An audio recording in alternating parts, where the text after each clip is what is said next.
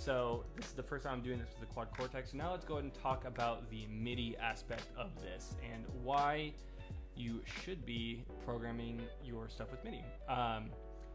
So first and foremost, the method I'm using, you can do it over USB or 5-pin. I'm doing it 5-pin just because most of the playback rigs we use are still doing it with 5-pin MIDI, but that's just up to you. So I'm going to show you that method. So first and foremost, we're going to go to our MIDI section. You just want to make sure your remote is activated, and then if you want to use the out of the Quad Cortex instead of 5-pin, you hit track right here. So your settings should look like this. And then you're going to go to your output, whatever you're using as your MIDI hub, whether it's a Mio or anything else. I'm using a Volt 2 interface at home. So you're going to click that, and then whatever MIDI channel you're set on. And you can find that really easily. All you have to do is go into device settings,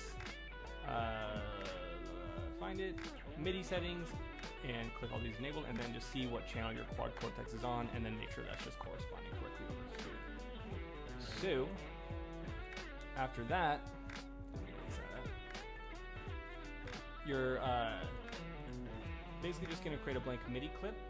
So I'll do this to start with you guys. This is still my first time kind of doing this, so I'm still kind of getting to know it. But from what I can understand, you have 3 different versions here. Your sub controls your actual folder. So if we go to our directory, these are your folders, right?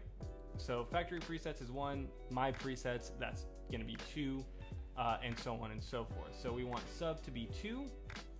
Bank controls the first 16 presets down here, over here. And then the program controls which one within those numbers. So basically program 17, so bank 1 because I'm in my first 16, program 17 because we go here, so we go, these are all 1 through 8 basically, instead if you think of it, these as numbers instead of letters. We have 8 and then 16 and then 17. So that's why this is programmed here. So that's how you get to the preset itself. How you then change that, so at that point you can just copy and paste this. How you then change that is you essentially just go here to this little thing down here, this little toolbar, and you want this to be set to 33.